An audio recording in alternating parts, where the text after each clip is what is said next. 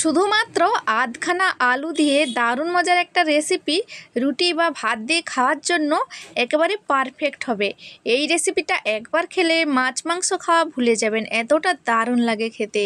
Hello friends, Mithu kitchen ব্লগসে আপনাদের স্বাগত।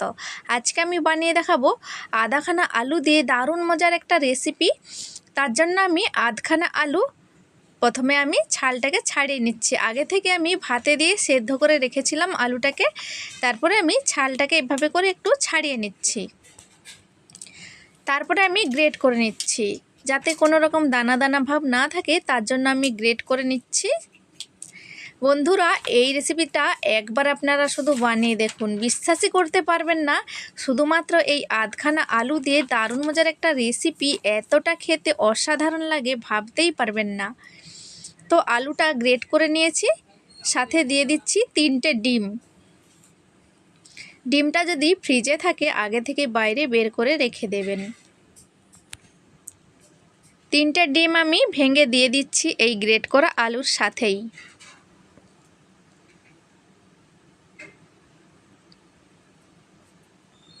দিয়ে দিচ্ছি পরিমাণ মতো হলুদ গুঁড়ো,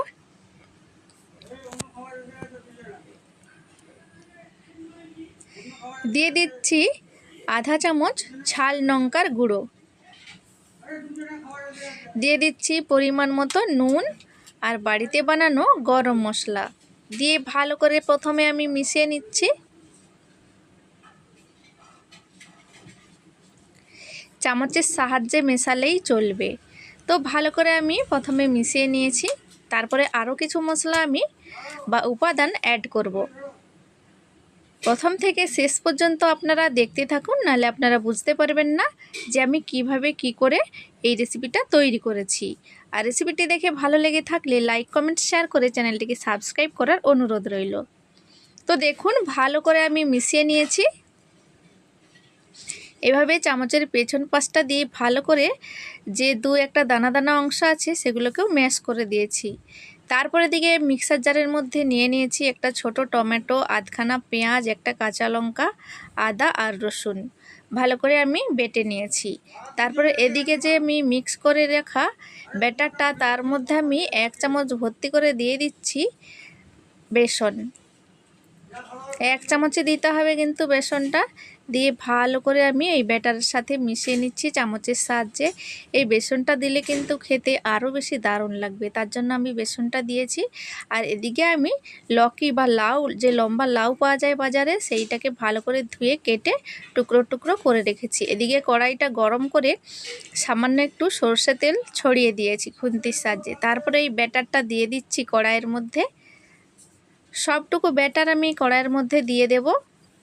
তারপরে এই চামচের সাহায্যে এভাবে করে একটু ছড়িয়ে দিচ্ছি, যাতে পাতলা পাতলা হয়ে যায়। এই যে ঢোকলাটা আমি বানাবো যেন পাতলা মতো হয়, যেন বেশি মোটা না হয়। যেহেতু ডিম আছে একটু ফুলবে, আমি ঢাকা দিয়ে রেখেছিলাম। দেখুন কত সুন্দর হয়েছে, একটু ফুলেও উঠেছে। আমি কিন্তু সাবধানে উল্টে দিচ্ছি, উল্টে পাল্টে ভেজে নেব। চাইলে আপনারা যেমন সুবিধা আপনাদের তেমনভাবে উল্টে পাল্টে ভেজে নিতে পারেন। বেশি কড়া করে কিন্তু ভাজবো না। তো দেখুন আমি উল্টে পাল্টে এভাবে করে ভালো করে ভেজে নিয়েছি ঢাকা দিয়ে দিয়ে। মাঝারি আঁচেই কিন্তু রান্নাটা করছি, যাতে কোনো রকম পুড়ে না যায়। তো ভালোভাবে এভাবে সর্ষে তেল দিয়ে দেখুন এপাশ ওপাশ উল্টে আমি ভেজে নিয়েছি। ভাজা হয়ে গেছে, তারপরে আমি প্লেটের মধ্যে তুলে নিচ্ছি। তুলে নিয়ে ঠান্ডা করে কেটে রেখে দেব। সেই কড়াইয়ের মধ্যে লকিগুলোকে ভালো করে একটু ভেজে নিচ্ছি। দেখুন এদিকে আমি যে বড়াটা বা ধোকলাটা আমি বানিয়েছি, পিস পিস করে চাকুর সাহায্যে এভাবে করে কেটে নিচ্ছি। কতটা স্পঞ্জি হয়েছে আপনারা দেখে নিশ্চয়ই বুঝতে পারছেন। তারপরে এই লকিটাকে বা লাউটাকে আমি একটু সরষে তেলের মধ্যেই ভেজে নিচ্ছি। হালকা করেই ভেজে নেব, যাতে এর গন্ধটা দারুণ হয় রান্নার সময়। ভাজা হয়ে গেছে, আমি তুলে নিচ্ছি। তারপরে সেই কড়াইয়ের মধ্যে দিয়ে দিচ্ছি 2 চামচ সরষে তেল, দিয়ে দিচ্ছি একটা তেজপাতা, একটা গোটা শুকনো লঙ্কা ছড়ে আর 5 ফোড়ন দিয়ে ফোড়নটা হয়ে গেলে আধা পেঁয়াজ বা আধখানা পেঁয়াজ আমি বেটে দিয়েছি আর আধখানা পেঁয়াজ কুচিয়ে দিয়েছি, ভালো করে ভেজে নিয়েছি। তারপরে বেটে রাখা যে মশলাটা দিয়ে দিয়েছি, দিয়ে ভালো করে নেড়েচেড়ে একটু কষিয়ে নিচ্ছি।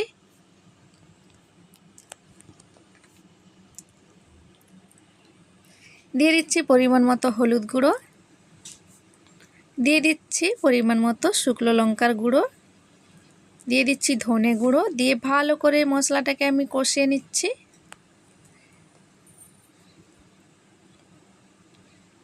দেখুন মশলাটা খুব ভালোভাবে কষানো হয়ে গেছে, তেলটাও রিলিজ হয়ে গেছে। দিয়ে দিচ্ছি কয়েক দানা চিনি। এই চিনিটা দিলে কিন্তু টেস্ট ব্যালেন্স হবে, খেতে ভালো লাগবে। দেখুন মশলাটা খুব ভালো করে আমি কষিয়ে নিচ্ছি ঢাকা দিয়ে দিয়ে। এইবার দেখুন খুব ভালোভাবে মশলাটা কষানো হয়ে গেছে, তেলটাও ছেড়ে এসেছে।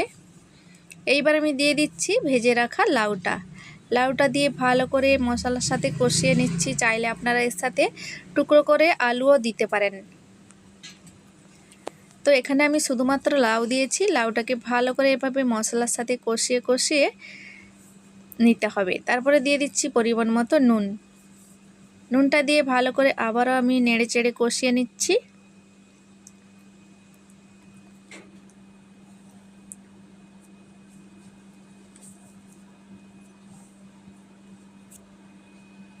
এভাবে নেড়ে চেড়ে কষিয়ে নেওয়ার পরে তারপরে আমি যে মশলাটা বেটেছিলাম মশলা ধোয়া জলটা দিয়ে দিচ্ছি। যতটা ঝোল রাখবেন ততটা কিন্তু জলটাই দিতে হবে। দিয়ে ভালো করে এভাবে করে একটু নেড়ে চেড়ে মিশিয়ে নিতে হবে।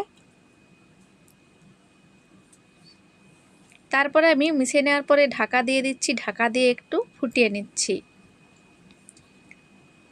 ফুটে উঠেছে দেখতেই পাচ্ছেন। এই সময় কিন্তু লাউটা সেদ্ধ হয়ে এসেছে।